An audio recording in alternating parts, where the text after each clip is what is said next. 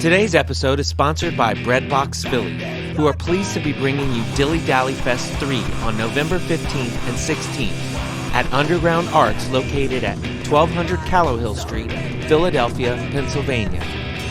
With performances by Carissa's Weird, Snowing, The Spirit of Versailles, February, Catalyst, Your Arms Are My Cocoon, Heavy Heavy Low Low, and Its Name Was Epion, Ultra Deluxe, Capacities, and many, many more.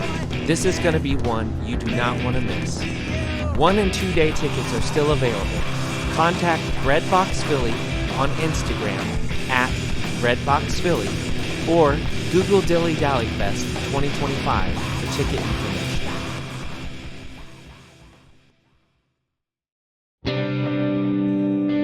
Hello, and welcome to Everything Remade, a podcast that I hope is about growth as much as it is about music. I'm Edie Quinn, and we have a great show lined up for you today.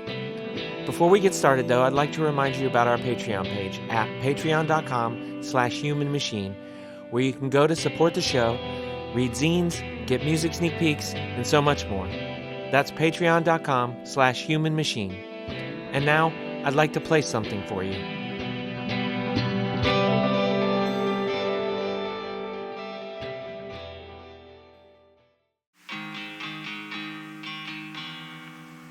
No future,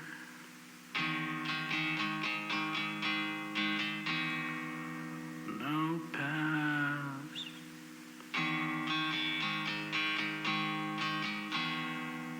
She sails with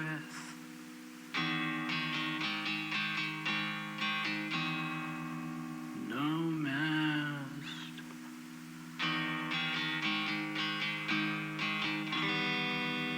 Charybdis.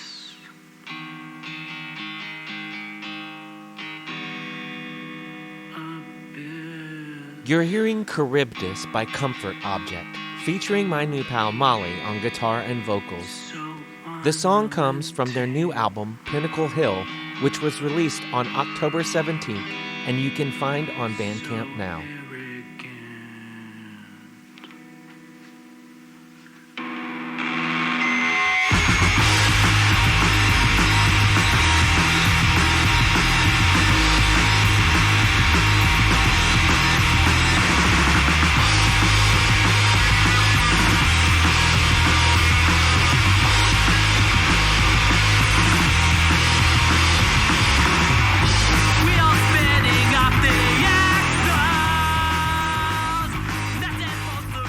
I feel like music has had a really convoluted presence in my life. I've spent the majority of my life playing it from a really young age, but then I stopped doing it for a good 5 or 6 years in my early 20s.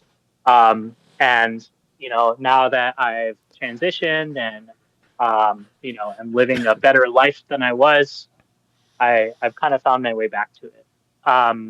But my first experiences with playing music, my dad always played in like bar bands and stuff.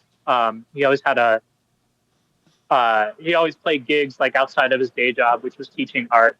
And we had a lot of instruments around the house. And I was really lucky because, within reason, he didn't mind me messing with them. So I think the first real musical memory I have is messing around on the drum set. And I think at one point, my parents tried to like get me drum lessons when I was really little and try to like add some structure to it, but I didn't like the structure, and so that kind of fizzled.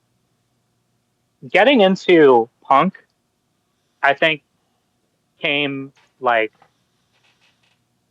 as I was reaching preteen years. I had some friends down the street that I would skate with, and we were all into like Tony Hawk's Pro Skater and like all that stuff.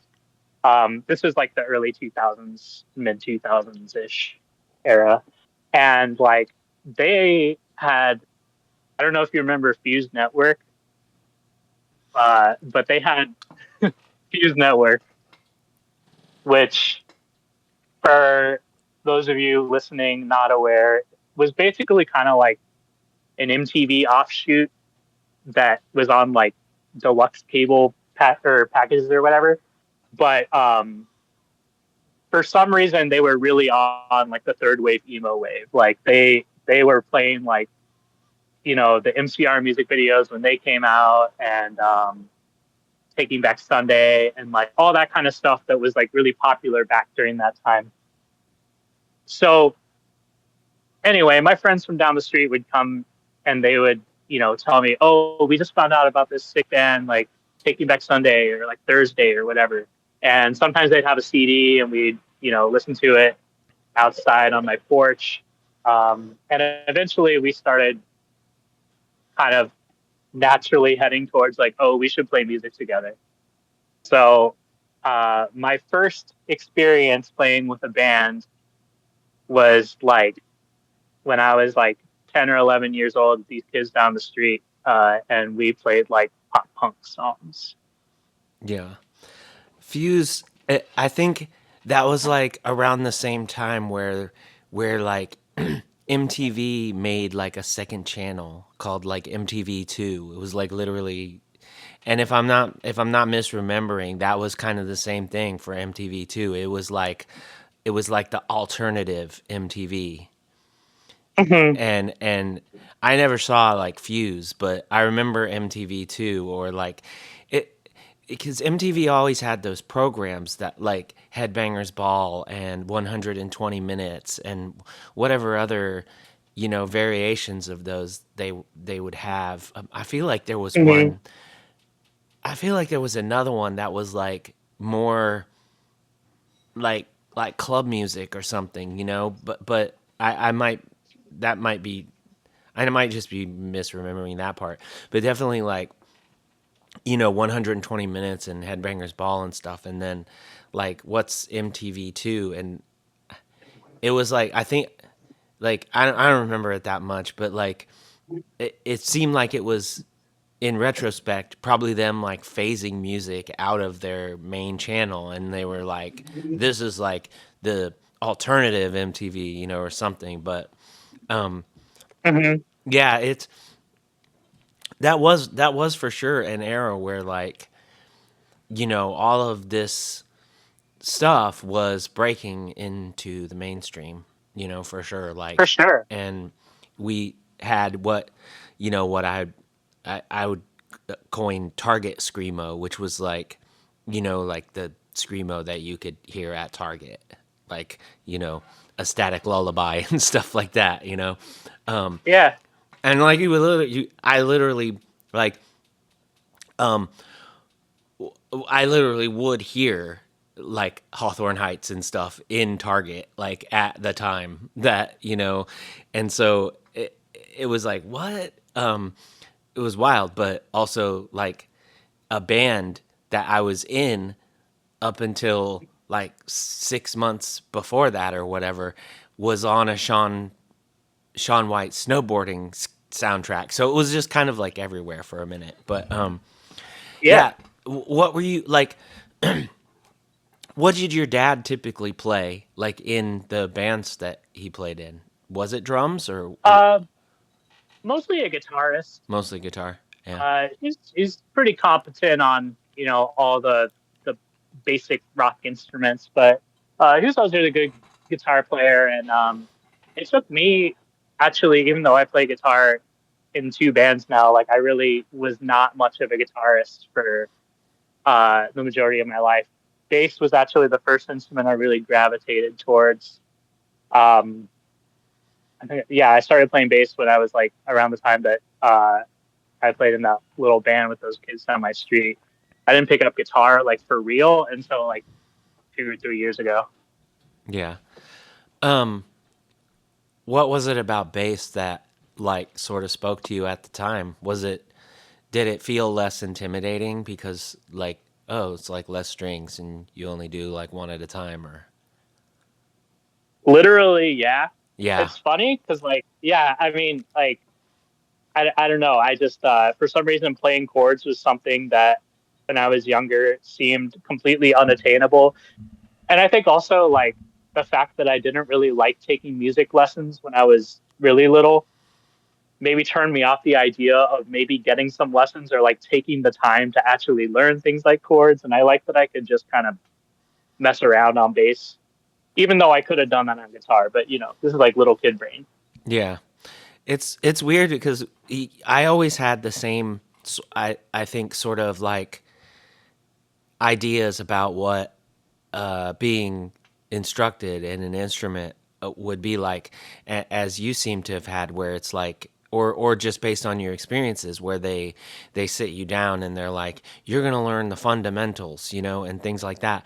But from Mm-hmm. talking to people on the show, like that's, you know, it, the lessons can be as different as any other approach to learning anything. Like I've had people just be like, you know, my my music teacher would ask me what songs I wanted to learn, so I would bring in System of a Down, and they would teach me System of a Down, and you're Mm-hmm. like, yeah, that's not like that's not what I imagined. I mean, I never had any lessons, so I don't, you know, I don't, I don't know, but like, especially where I grew up, I think it would have been more in line of like what you were expecting and what we were talking about, where it's like this is a G major, and like them showing you how to make these chords and how to read music and how to play, like I don't know, like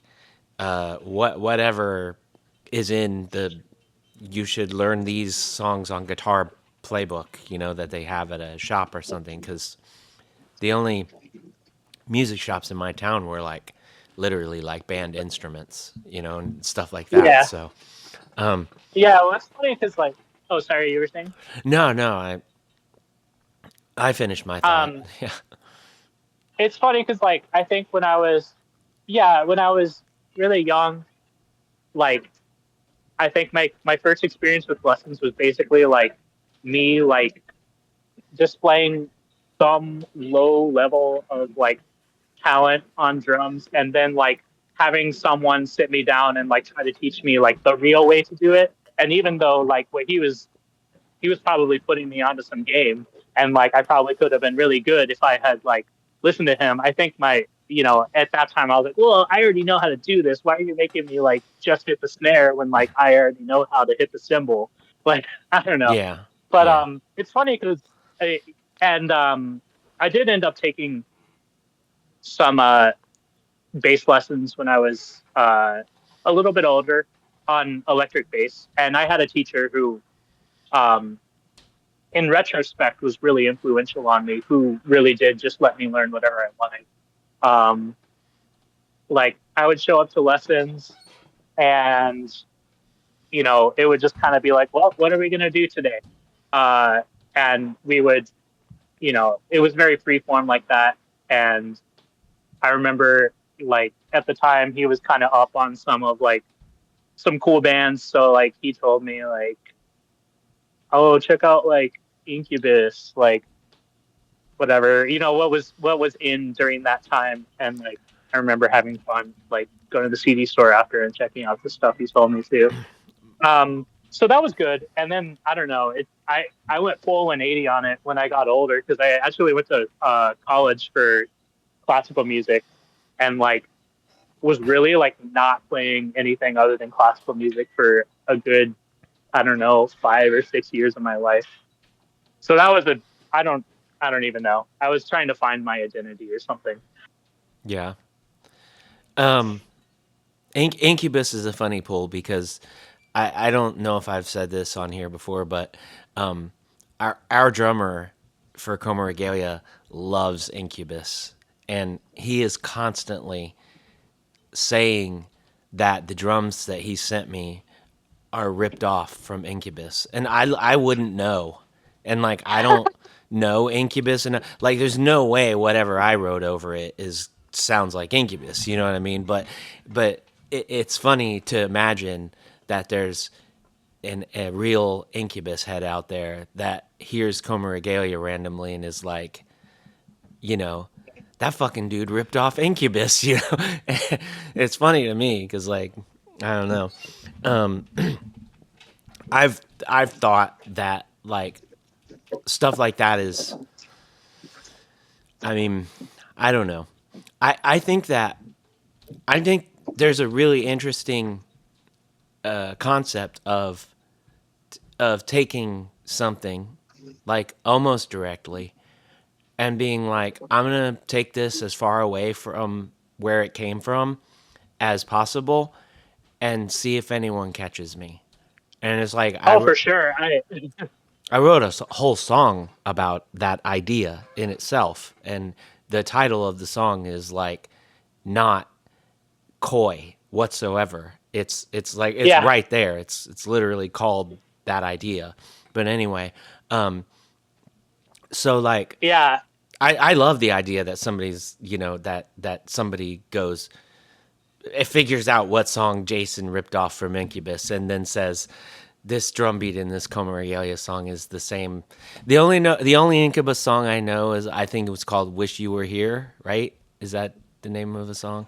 Um, so like, to be honest, I never got super into them. yeah, I think I bought Science, which I think is their first album. It's like more like new metal-y one as yeah, opposed to uh like the later stuff they did that I think got more on the radio.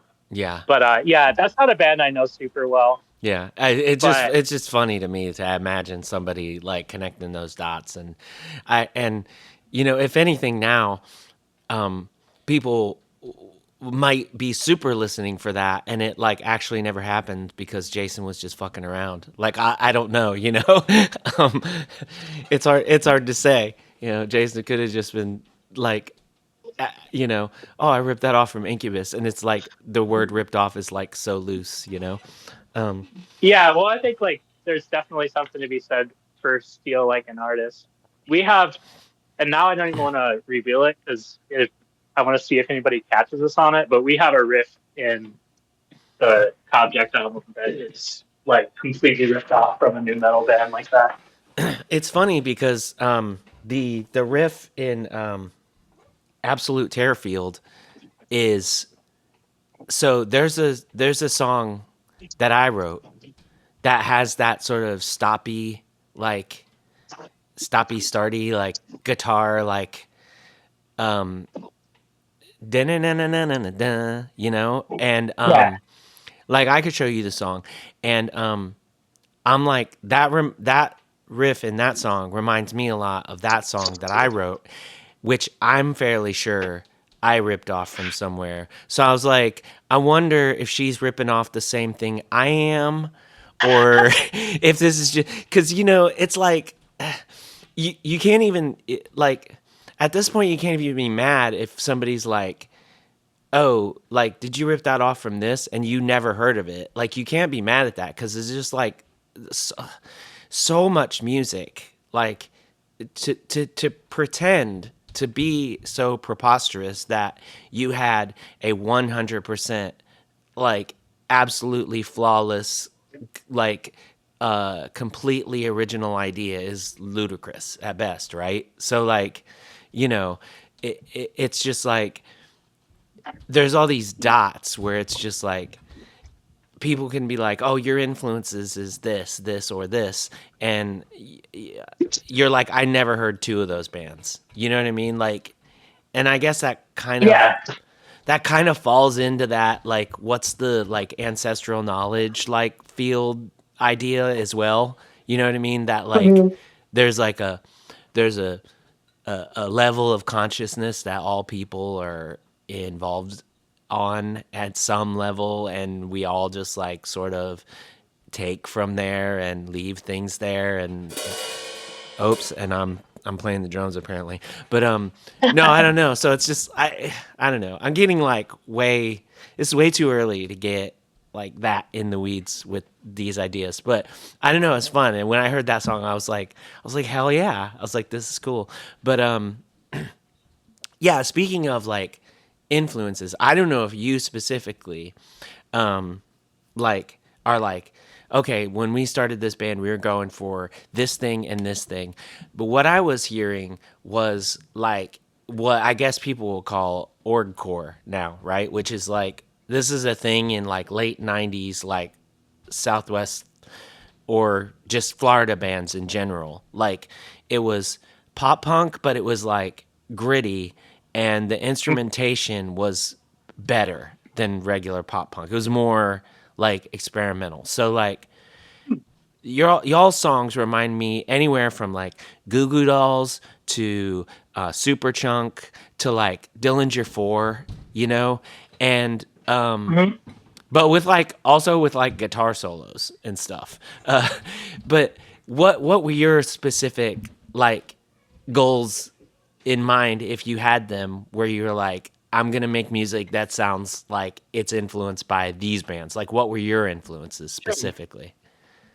Yeah, so I would say early on, um, and like especially with the stuff that's on our demo EP that we put out in 2024, very Promise Ring inspired. I was listening to a ton of Promise Ring at the time, and kind of a lot of those like mid to late '90s like second wave emo bands. Texas is the Reason is another huge influence for me, especially on the stuff that I wrote earlier on.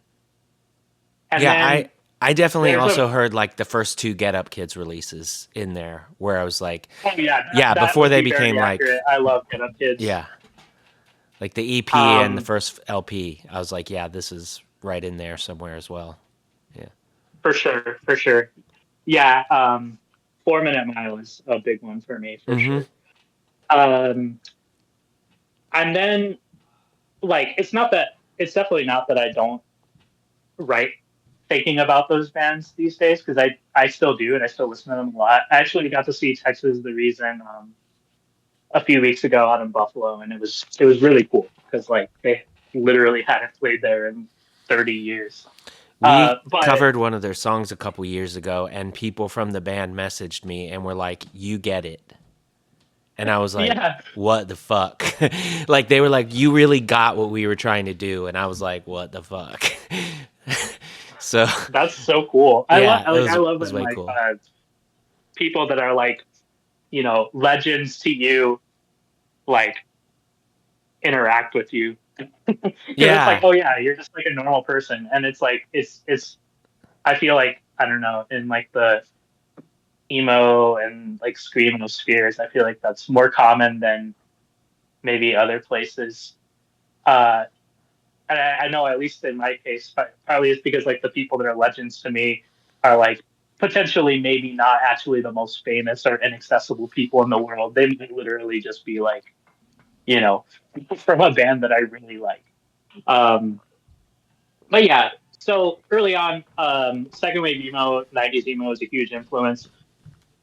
There's definitely a distinct turn in like how I approach songwriting after the election. Um, and I remember like even like I don't know around this time last year, like we played a show, um, and it was like 5 days before election day or something. It was like a Halloween show, and like at the time, um, there was I mean, obviously, there was fear that everything that has happened since then would happen. Yeah. Uh, but also in New York State, where I live, there was a proposition on the ballot that would, give us a lot of protections that we would end up needing after Trump got elected. And like, there were a ton of signs around Rochester that were like, vote no on Prop 1. Like, all these like conservative organizations just popping them up on every street corner.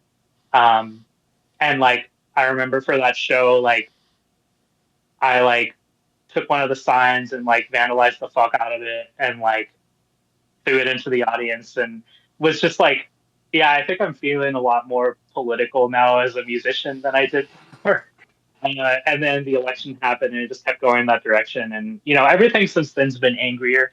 I I Yeah. will say, um, and I try to still keep in mind, like, I really do try to still tap into sensitivity in my music since then. But like, we've definitely, I feel like that's when I started screaming, and that's when, like, um, you know, our influences maybe became like I guess like some post hardcore bands from my youth, like Thursday, started becoming really big influences on my writing and stuff. Yeah. And I also started shifting more to like topics relating less to my personal life and my personal struggles and more to like trans struggles in general. That's not a huge thing on this like album. Like there's still a lot of pretty personal stuff on the album, but I feel like the stuff I've written since then I've definitely been trying to think more on like broader messages about trans rights and things like that.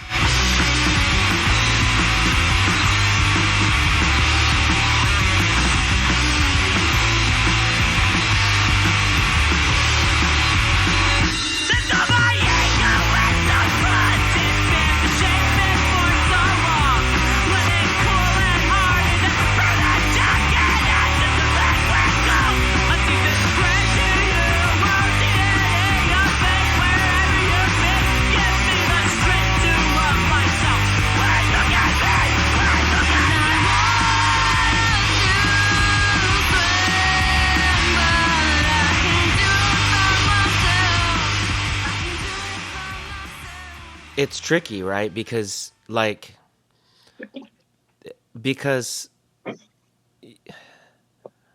our personal struggles are informed by the broader struggle, you know? Oh, for sure. I people that are like, oh, here's just another song about her being depressed. Like, do you have any fucking idea why that might be? Like, do you know what I'm saying? Right. It's like, so yeah, don't like, I don't know, like, don't give me that shit. Like, this is just another song about like what, like, it's informed by the fact that like I wake up every day and the first thing that I read is how much people who will never fucking even know my name hate my guts for no reason, you know? And Yeah. like, yeah, so, and the flip side of that is that, no, like, unless you are like so good at it, and like, I know, like, I can't even think of anyone off the top of my head specifically, but unless you are like so good at it, we can like we can fight back, and like unless you're so good at writing that, unless you deliver it in like the very like perfect way, like there's a for me personally there's a thing where I'm like, this sounds fucking corny. Like, I know this is what I want to say. This is what I'm feeling, like 100%. But like this, like Operation Ivy, unity as one we stand together, like it feels weird now, you know? Like, Yeah. even though Well, I, I definitely. yeah, even though Sorry. I mean it, I mean it 100%, and I have said it and I will say it again. But it's like, there's a, like there's a line that I'm always trying to like balance, where I'm like, you know, like I don't know. There's a line I'm trying to like find for myself, where it's like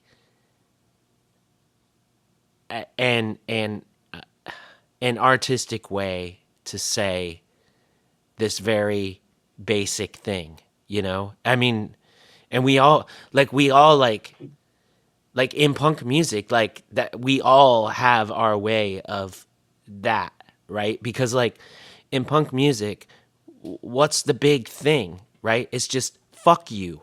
Like that's that's the big thing, right? But all your lyrics Mm-hmm. can't just be fuck you, you know? Like, so that's the thing. And so that's just like my thing, is like, how do I say that in a way that doesn't make me feel like I'm pandering, or I'm just whatever, you know? I don't know. It's Yeah, tricky. I mean, I think that it is a really difficult line to toe, and that's still something that I'm figuring out as well.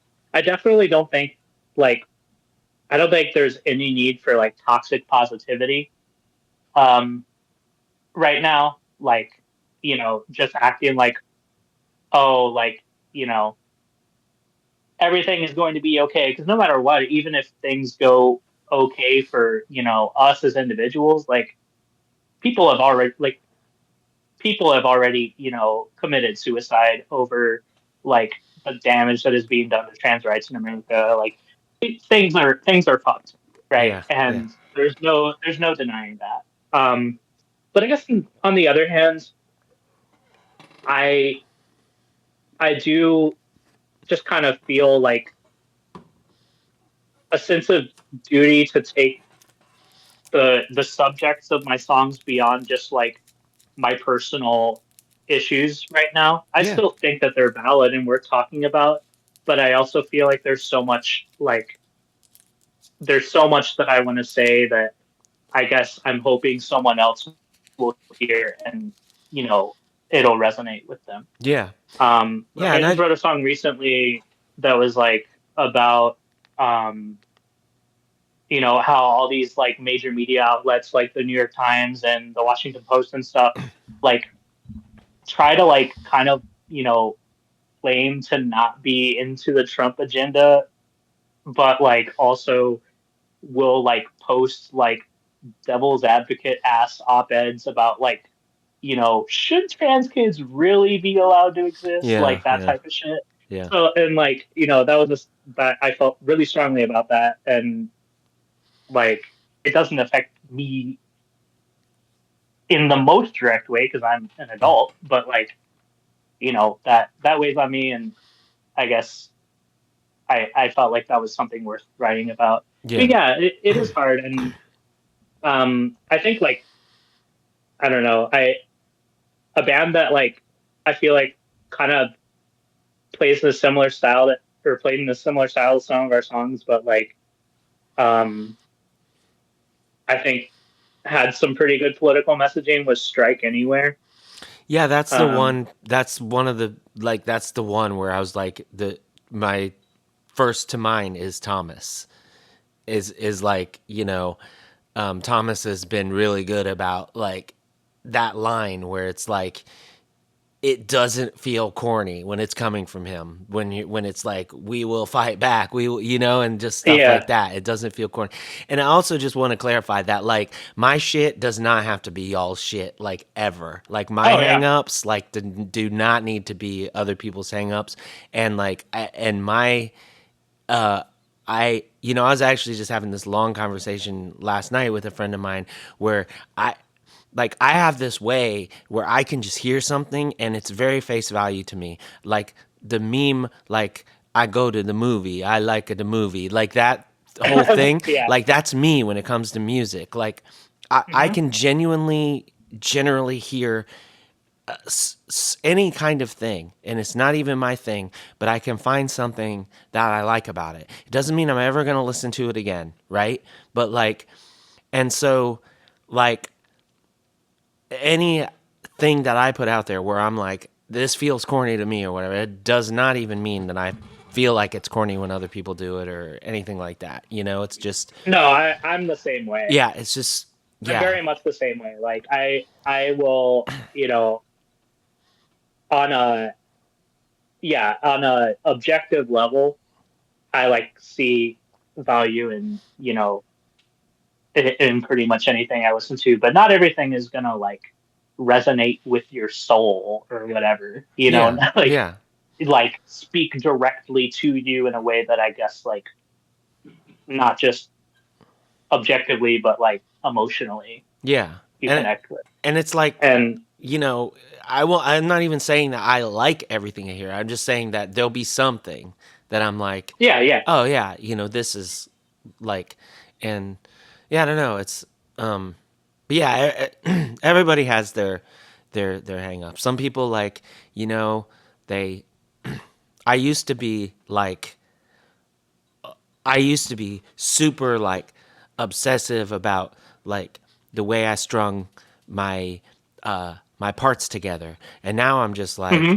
the next part goes like this. Like I do not even think about it that much anymore, you know? And I think that when I say it like that, it sounds like I don't care, or that like maybe even like I'm like lackadaisical about it.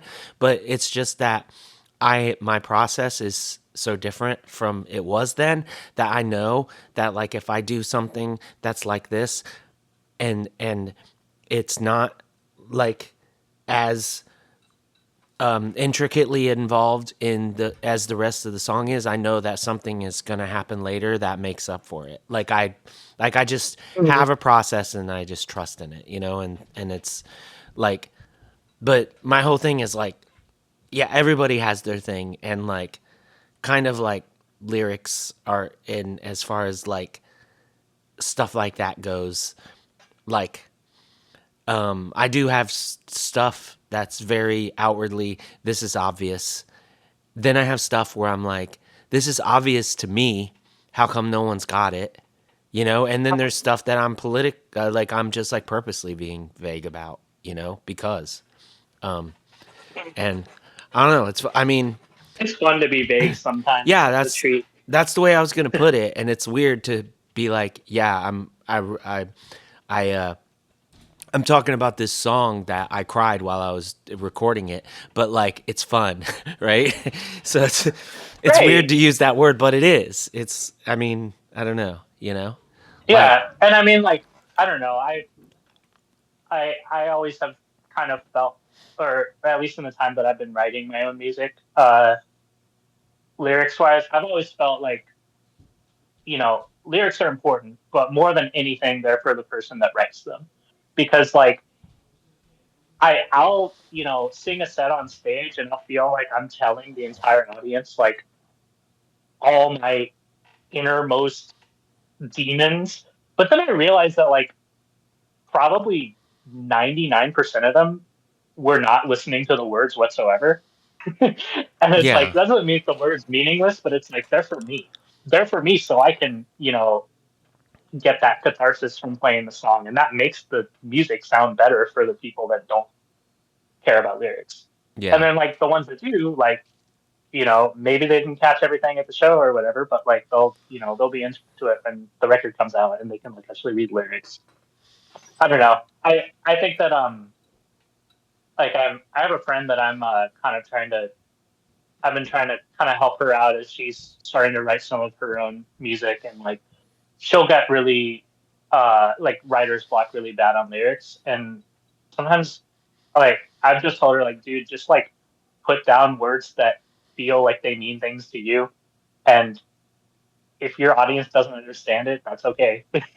yeah. Like I got um to a point where I was like, yeah, I just like I would get obsessed about like trying to like um I don't know. I would have an easy enough time like putting these big sort of descriptive ideas down, and then I would have like there would be the storyteller part of me that wants to tie them all together like with these neat little bows or these connective tissue that that informed the listener on what exactly I'm getting at. And I found that really difficult. And eventually I was just like, I don't care. Like, it's like, I mean, like, I'm obsessed with like the Jets to Brazil album, Orange Rhyming Dictionary. Like, why the fuck? oh, I And love that like, one. but you know what I'm saying? Like, why the fuck do I Yeah. care if any of this makes sense to anyone? You know, like, Right. Well, I don't know. Like, the shit yeah. that I like doesn't, it may even make sense to me. So what, you know, like, yeah, Right.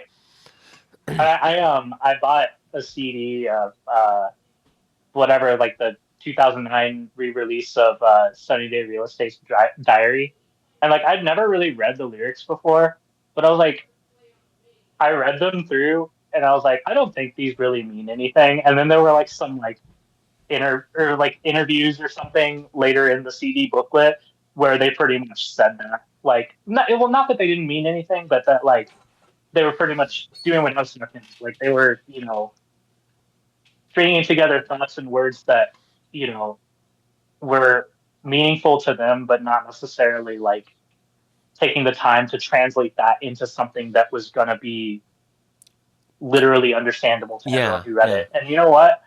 Those songs fuck. All of them yeah. do. And they have, brought me so many emotions and like, you know, I don't know. I think it's kind of special sometimes when you get something out of something so big like that. Yeah. And I mean, like the other thing about them specifically is like their second LP, there literally never was words for it. Like, so that leads me to believe that actually even Diary was a lot of improv that like Mhm. later he just like deigned to put actual words to, because like they Right. just re-recorded Diary like live for their 25th anniversary, and Grendel, like they made a video for it, and then Grendel, like on the original recording there's like all those effects on the verse vocals and stuff, and you can barely Hmm. hear them. And then in the re-recording, there's these like very clear like vocals and very like distinctive words that are being sang, etc., etc. And if you listen to one and you listen to the other, you're like, this does not match up really. Like it barely matches up. And Yeah. it's just like, yeah, some like sometimes you just shoot from the hip and you're like, it's never gonna feel better than that. Like let's just do it. Yeah. So Right. I yeah, mean, I don't know. I'm into like I'm into grindcore and shit, and I've talked to some like local grind musicians who have literally just been like, yeah, like my songs don't have words. yeah. No, there was a screamo Like, band. There was a screamo band in the late '90s that also like the vocalists would write like this whole like borderline like essay or prose or poem or whatever. It'd be a whole page worth of lyrics, but they openly were like, that's not what we scream when we do the songs live. We just scream whatever we want.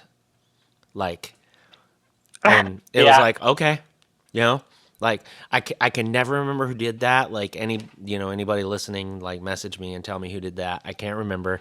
You could probably go on like a 90s screamo Facebook group or something and ask, but you know, um, but yeah, it's like I'm for any of that kind of stuff. I don't, it's like, how are you going to be able to pick up a guitar and take whatever's in your brain and make it come out of this piece of wood with metal and like soldering in it, and like Mhm. think that there's any kinds of rules that you should be following with however you take that and turn it into something even like further removed from your original idea, further removed or closer to your original idea. Either way, like why we think there should be a way that process is like relegated to or delineated by, or anything, just like I don't know, like like I don't know, it's weird because I mean I don't know, I'm always like Yeah. shit should be weirder, right? And then like I rarely make shit weirder. I usually just like I usually just like, ooh, I like the way this feels, and I do it. Like, Yeah. like which is obviously that's fine too. Like you shouldn't have to say every time I pick up a guitar I'm gonna creep myself out or whatever. Um, Hmm. but yeah, excuse me. Sorry, I'm in the middle of a bit of a cold. But yeah, like I said, I have heard the album. I enjoyed it a lot. There's a, you know, there's a there is a definite, like, listening to it, I definitely had like a nostalgic feeling for like what I would, you know, I'm I was growing up in Southwest Florida, and you know, I was like a teenager and buying 7 inches from local bands and stuff, and the shit Uh-huh. really reminded me of that. I don't know if it was strictly like a, you know, production, or I don't know how, you know, seeing the songs live would be different, if it would be different or whatever, but I definitely was like, Ideally, the album we tried to kind of make it sound more or less as live as possible. yeah, yeah, We recorded it analog with our friends at Raincoated Records. They have a basement studio with a bunch of old analog gear that I don't understand how it works, but reel to yeah, I reel, mean, we or like recorded it. dat, What do you mean? Like like analog as in reel to reel, or like dat tapes. that I could not confirm. Oh, okay. I wish I had one. Like I said, I really don't know how it works, but Oh, it okay. sounds cool, and I like that we're recording the tapes. And like, Yeah. I know we used an 8-track for the majority of the songs Oh, okay. on So this album. maybe it was like a like a VHS size cassette, like No, it was a like the big the movie tapes were like projector looking thing. no, they were like normal sized cassette tapes, like Oh, that okay. you would listen to, that Oh, we were okay. recording to. Oh, okay. Yeah, I'm as you can tell, I'm not a recording engineer No, I whatsoever. just I don't have all the lingo either, but I've done like um I've done like straight to the DAT tapes, which are like the or I actually might be fucking that up. It might be the ADATs. Anyway, there's ADAT and there's DAT, and one of them is like VHS size, like a, you know, VHS movie, and one of them is like actually way smaller than a cassette. It's like real small. I think that's the ADAT. But anyway, Mhm. and then of course there's like reel to reel, which is like that's like a old movie projector size looking thing, and I've never actually recorded on that, which, like, you know, that was like holy grail for people like in that era when I first started having bands that were decent enough to record. You know, it was like, oh, we're gonna record Mhm. on reel to reel. It's gonna be so, but it's like reel to reel is like, oh, if you want to do that and you have to buy the reel, and it's like more than your whole recording will cost you. And so it was like, and how much is the VHS cassette looking thing? That's $10. Okay, let's do that, you know?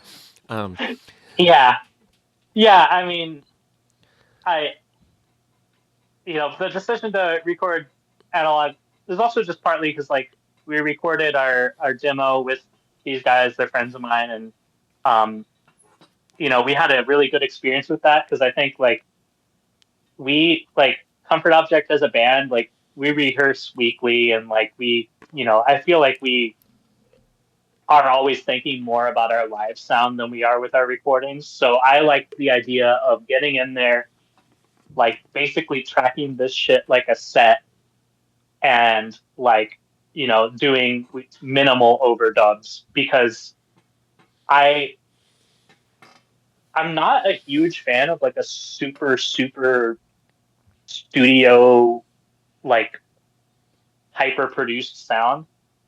And also like I don't know, I think about like albums that sound a little bit more like live sets, and I've always liked them. So also like the track list for the album, I put that together specifically thinking about like how would we play this live, and like tomorrow we have a release show for it, and we're just gonna play it straight through. Um, so like I don't know, I very much uh, I, that's definitely what I was hoping for with this album, is that it would sound a little more raw, and also like that it would. I guess I'm not trying to like nostalgia bait by any means, but also like a lot of my inspirations um, are from the late 90s and early 2000s. So Yeah, like I'm certainly not going to take it badly that like if it sounds nostalgic.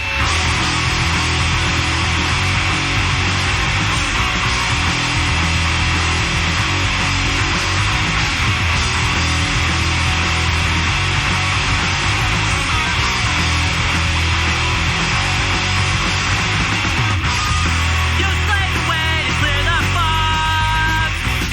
Cloud spinning skirt, chase a big high top. Embrace the girl you really are. But something's still not looking to take you so hate your reflection. You see the girl so far behind. there's just such a like tendency for like with the way that music is generally recorded now and mixed now and mastered and every step of the way, like there's such a tendency for like like if you're aiming at a certain genre or whatever, for the production to like be so aimed at that specific thing that I feel Mhm. like the band itself and especially the album itself like loses like that individualistic nature, like where Yeah, like when you're cleaning everything up, like which I'm sure I'm sure Aster, like, because Aster mixed and mastered it, right? So I'm sure she like she mastered it. Well, we oh mixed it oh like okay dialogue I, style with Jake and Nate Raincoated. But I'm yeah, she I did a digital misspoke. master, so it's Yeah, a hybrid. It's a right, hybrid type deal for sure. right.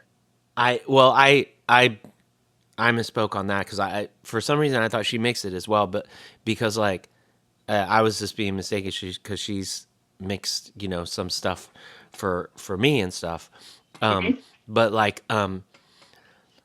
it's not to say that it's not that it wasn't put through the paces. Is what I'm trying to say, but like Oh, for sure. it didn't lose like this.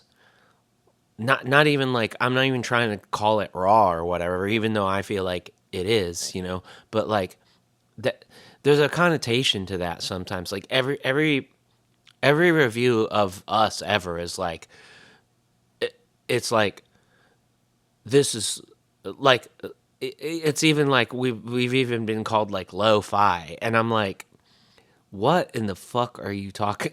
Like what does that even fucking mean to you? Calling like I recorded this on a fucking computer, like with Reaper and a digital audio, Yeah, like like what are you even talking about? Lo-fi. This is like as high, like I don't know, yeah. I but feel I like people just like they say I feel that because it means that we didn't use axe effects, guitar effects, and it means we didn't trigger all our drums, and it means we didn't like, you know, quantize like the recordings to be like in right. perfect metronome, and we didn't like, it, and it's like I don't know that's I mean that's what I was like getting at with my friend in this totally other conversation where it's like there's so many albums where it's like I don't even know like what band this is until the vocals come in, and then not even necessarily then, like because they all the recordings sound the same, like in this specific like thing that these people that these bands are going for, like all they sound the same, like and it's like because like we're getting these ideas that like there are these like standards of the way drums should sound, or there's these standards of the way that guitar should sound, and you should scoop these, and you should push these, and you should, and it's all Hmm. this stuff, and it's like first of all, like I'm not even gonna get started on what I think that all of this actually does to like any like teeth that your music has, you know, like let's not even start there. But like it just has this effect where like, oh, like people think this is lo-fi because it doesn't sound like that. But all of that, like any of those bands, like they could, like you could make a mixtape with, I won't say the bands, but there's like a bunch of bands that I can think of off the top of my head. You could make a mixtape with these bands on it, like 6 different bands, and like it would sound like it's an album because the productions are so similar, because this is Yeah, this idea of that's what's standard, and it's weird, like, and I mean, like, yeah, we hear something and we're like, oh, I want my shit to sound like that, but like exactly like that, you know what I mean? I don't know. yeah, I would agree, and I also think that like I don't know, that's it's interesting you bring that up because I think that being in a band like Comfort Object, one that might by some be described as pop punk, or I don't know, we've been called Midwest emo on flights, which I heavily disagree with, but also like whatever, like Yeah. if people think that and I'm like offended by it. But like I think that you know, and I mean this actually with no disrespect, but like I think that there is a lot of pressure within those genres to go super, super squeaky clean with the production. And it's again nothing wrong with it, but it's not to my taste really, because like I can think of like bands that I've seen them live and I'm like, oh, this goes so hard live, like you know I'm in the pit. Like this feels like this is very clearly like punk, right? But then Mm-hmm. I listen to the recording and it just feels really sanitized to me. When you have those things like you said, like the super hyper accurate triggered drums and like I mean with sung vocals, like there's this just like I don't know what it is, but like there's like a lot of like modern pop punk emo production has like very little grit in the voice and stuff. That's like to me, I don't know, that's not like what gets me hyped about that music. So it's like I really want to, when we get in and record, like I want the fry in my voice to come out as much as it does when I'm, live in front of an audience. And I want, guys' drums to sound like as thunderous and mean as they do at a live show. Yeah. So and this is I'm a little embarrassed about this because this is definitely like one of the more sellouty things I've done. But when we released the first single for this album, Absolute Terrorfield, I sent it through Submit Hub. It's like that site. It's like you submit like to get your music added to like playlists basically on streaming services. And like I felt a little icky about it, but I also I don't know, like another band I'm in like had done that and we ended up getting a lot of like just getting an audience that was wider than our regional area through it. So I was like, oh, I'll give it a shot. But it's funny because like I submitted to a few like emo playlists and we got rejected by all of them, and all of them were like, "Yeah, the song is great, but we're looking for more modern production." Like, and it was like, "I know exactly what you mean. You want me to like, sing like I don't know that." I'm gonna get into some shit territory if I go further, but like, I knew what they were looking for was something that would be, a little bit more on like the poppy side Yeah. of that sound, and that's not something I would ever want. So I'm like, well, Yeah. I mean, it's like they wanted to sound like a Transit album or something, you know? And it's like, like Transit is like they're incredible. Like they're like for that kind of band, like it's fucking wild how like intricate and stuff all their stuff is. But it's like me personally, I'm always like, what would this sound like if it wasn't produced quite that way? Like it would really knock my socks off, you know? Like not that like the skill and the songwriting and everything like that isn't already like there, but it's just like, what if this, you know, and I imagine that'd be like seeing them live, you know? It'd just be like the filter's off a little bit and you're like, holy shit, you know? But Yeah, and I mean, like, you know, I'm I'm very critical of Rivers Cuomo, but I will say, like, I respect uh, Weezer's decision after their breakout album to try and go for a more raw sound or a more live sound with yeah. Pinkerton, even though the lyrics on that album are disgusting. Yeah, I But don't know that they have any good lyrics, but like, but yeah, it's undeniable that like for a minute in time there, that band was like, oh, like wait a minute, like what if you wrote songs that like were basically like the Ramones, but just turned it on this, you know, turned it in this way where it was like super catchy in a different way, and then like the next album's like basically like and then what if we were like super depressed about something, you know? yeah, But like yeah, I won't, like we all know what he was specifically depressed about, which was like, okay, you're kind of gross, but like anyway. yeah, But yeah, I mean when you heard the Blue album and then the very first track comes on Pinkerton and the drums are like blown out like that, you're like, what? Yeah. Joyceman are kind of trying to do that too a little bit. Oh really? Which I've I think that they're very Weezer inspired, so that's not surprising. Sorry, what? no, I'm sure I've heard that band, but like it's no like, oh, I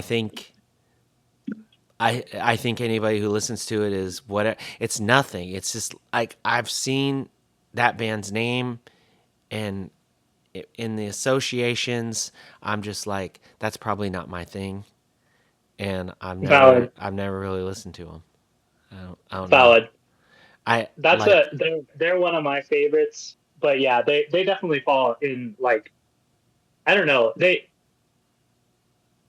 some of their stuff I would describe as like garage emo, mhm. and I that's like the stuff I like the best by them. And then some of their stuff is a lot more like Blue Album style, like production. Yeah, I always But it's weird because like I have no problem like there's music that I listen to when I want to like be happy or whatever, and I imagine that that's the kind of band that is, like where you listen to it and you're like this makes me feel fucking good. And like I have no problem with that, but when it comes to guitar music, that's like not my thing generally, you know? Like there is some shit that I listen to from like earlier in like so you know so my like teenage years or whatever, like Sugar, you know, and stuff like that, like, you know, shout out to Sugar, they're releasing new music again. But shout out to Sugar, who needs no shout out on my podcast. But yeah, but it's just like there is stuff that I listen to where it's like Sugar, like that makes me feel fucking good listening to that. I'm like, hell Mhm. yeah, you know. But it's just weird, like that's just one of those bands. And like I don't know. I have these things where it's like I see a band name so much, I get an opinion, which is sort of like that's not for me. I have no like I only have the broadest bases of why I think that might be true, and then I just never listen to it. And it's not like any kind of judgment call. It's just a weird like I'm the same way with Loma Prieta. Like I've never heard Loma Prieta. Like I haven't heard them either. I But thought yeah, no, I get it. I thought that it was I thought that it was like I heard like one of those like emo revival bands, like La Dispute, I think it was. I heard Hmm. them, and then the next time someone said Loma Prieta, I thought of La Dispute, and I was like, I don't like them. And then for years, I thought that that's who people were talking about and then finally someone was like, no, they're like actually a screamo band, and they're like really fucking good. And I was like, it's too late for me now, babe. Like, we're done. You know, I can't. And people are like, no, when you finally decide to go and you'll be happy when you finally decide to like go and listen to Loma Prieta, because like you'll have 7 albums or whatever to just like binge into. And I'm just like, yeah, I regret to inform you that that is not the way my brain works at all. But I don't know. That's like, what a goofy turn to take towards the end of our conversation. But that's the way this show is. You don't know. Like, it can devolve into all kinds of weird random things. Oh, yeah. But yeah, so as the time of recording, the album Pinnacle Hill, it's coming out tomorrow, which is October 17th. Of course, this won't air then, so people will already have had a chance to check it out or anything. If you are hearing this and you have not, definitely check it out. There's like, it is packed with just like catchy riffs and even some voice cracking in there, which I thought you were going to allude to when you're talking about like, if something happens while I'm doing the vocals, I like to keep it because I don't remember exactly, but there was a point where I was like, ooh, her voice cracked right there. Like, I like it. That happens pretty often for me. Yeah, it's like fuck it. This is real, like, and what like how is it gonna be more evident that like you were in the moment, that you were feeling it, than just being like, you know what, leave that shit. That's perfect. I will say, Joyce Manor is a good band to listen to if you like voice cracking. Oh, okay. That's all about that. Okay. So that was a little tip of the hat as well to some of your influences. But yeah, Oh, for sure. you've got like you've got a real strong start, and then I don't know if this was like a conscious thing as well, but then like, halfway through you have the sort of like introspective, like the song P3, where it's like, at first you're kind of like, well, where'd this one come from? Even though there is a little bit of that in the second track. But this one is like, no, this one's sort of staying there. And then, yeah, I think like and then you end with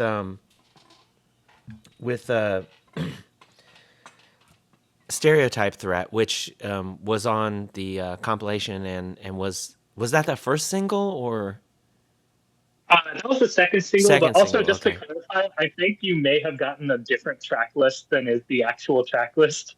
Oh, Um, I may have just got like the songs in a E3 random is order. actually yeah, I think that may be what Oh, happened. I okay. think So I'm listening to Aspen a may have totally just sent you. like, you're like, we very That might be more in specifically. the order we finished them. Oh, that's interesting, because like you were just talking about like, we very specifically arranged these tracks like to create this you know linear like way that we would play through the songs live. And I was listening to it, I was like, yeah, I can feel that. But also I did think that Stereotype was kind of an outlier, as far as like just like P3 was, like, just musically there's something that's a little different about it that I couldn't put my finger on, where I'm like, I not that I thought it was a bad thing, but I was like, this is a interesting choice to end the album on, just because Yeah, it feels like it a more of an introjection than like a sense of closure or whatever. Yeah, so P3 is actually the last track. Oh, okay. Well, And that's Stereotype that is like right in the middle. It ends the A side of the album. okay. So what was your thought there where you're more or less like P3 was like I was like, "Oh, this is I'm getting like a really like Nirvana in utero kind of, you know, um like somber, dark kind of feelings from this. Like what was the thought there where you're like, let's close with this song that's like I mean the message isn't necessarily like I don't know if you feel like it's a downer. I don't think the message is a downer like ultimately, but like what was your thought process there as far as like ending the album with that? Like what did you want Yeah, people to so take away from the album as a whole by putting that at the end? I think P3, there, to be clear, there's no grand statement I'm trying to make by having that at the end, but I do think P3, I think that one is for sure an outlier on the album. So for context for those listening, the last song of the album is called P3 slash Bold in the Manner of the Untamed Child. Um, and it's a song about kind of like my, I don't know, my first experiences with like relationships and sex as a woman and kind of realizing that even, within my own like queer community and trans community, like, it's possible for me to, feel taken advantage of and like used and, just kind of come into those tough realizations. Cause I'm a person who can often view the world very like, uh, I'm a very like trusting person to a fault sometimes. And like, it's a very disillusioned song. And it's about some stuff that was really tough for me around the time that I wrote it.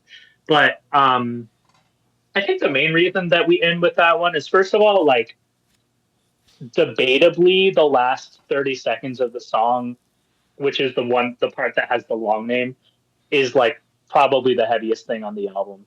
Um, and like we would probably end a set with that uh, just to like give people a last hurrah in the pit. But also like I I think whereas the other songs, there is kind of a like there's an element of like hooks and like going for like hopefully catchy memorable moments and stuff. Um, that last song I feel like is not like that. It's got more. I think the In Utero comparison is interesting because like that's the album they did after their big like top chart success and where Uh-huh. they did get a little bit outside of that realm and kind of like do more like what Kurt really wanted to do. Um, well, I think anyway. I'm not like the biggest Nirvana buff, but that's my understanding That of was the the work. idea at the But time as far as, I knew it as well. Yeah. yeah. But anyway, ending with that song, I think I don't know. It for lack of a better term, I think when we were talking about it as a band, and granted, I use a lot of I statements because like I write the music, but like we do all collaborate on these decisions and stuff. When we were talking about it as a band, it was just kind of like, yeah, I mean, that feels like a closer. Like Hmm. Absolute Terror feels like an opener. P3 feels like a closer. I don't 100% know why, but we went with that. Awesome. Well, uh, so like I said, that the album will be out by the time people hear this, and they should check it out if they haven't already. Are there going to be? Are there physicals coming? Yep. You said A Um, side, so I was like, yeah, that means physicals, but like, is it vinyl? Is it cassette? it's cassettes. That's the Okay. other thing. and I don't want to yap too much on this, but like in addition to formulating the track list like a live set, I also, knowing that we were going to record it analog, tried to have a specific like A and B side where I kind of wanted the A side songs to feel a little bit more connected to each other and maybe have more like kind of catchiness to them, and the B side to be, you know, a little bit more compilation like, and also, have a song like P3 that like I would not really say has much of a hook at all. But anyway, yeah, so there's going to be cassettes. I just ordered them the other day, so I'm hoping by the end of the November we'll have them. And those for sure will go up on Bandcamp, in addition to, I mean, for people in the Rochester area, obviously we'll have them at shows. I did burn some CDs for the release show, but they're cheapo. I don't think I'm gonna, sell them online or anything, because I literally just burned the CDs and like put them in a jewel case with a printout of the cover art. Yeah. But the tapes, that's gonna be the real deal version that we got like professionally made and stuff. Awesome. Well, it's been real fun chatting with you. Even if I got weird, I apologize for that. But I think people. I'm all for getting weird. Look, people know that's what's happening. They know. I just have to apologize to the guests. I'm gonna go ahead and let you go. But is there anything else that we didn't sort of cover that you want to put out there here at the end while we still have a minute? Let me think. As far as specifics, I guess not really. I just want to say shout out to the Rochester, New York scene. Shout out to my bandmates, Mimi and Sky. They're the best. It's great being in a band with people that I'm also friends with. And I hope that people enjoy the album when it comes out tomorrow. But not tomorrow as of this episode's releasing. Tomorrow as of today, October 16th, 2025, meaning tomorrow is October 17th, 2025, the release date of Pinnacle Hill LP by Comfort Object. And that was my conversation with Molly from Comfort Object. Thank you so much, Molly, for taking the time to chat with me. Thanks to all of y'all for listening wherever you are as well. I am sure that I sounded a little different. I did these last couple conversations with cough drops in my mouth and I was sick, but I'm feeling better now and looking forward to bringing you more conversations. Until next time, take care and do good things.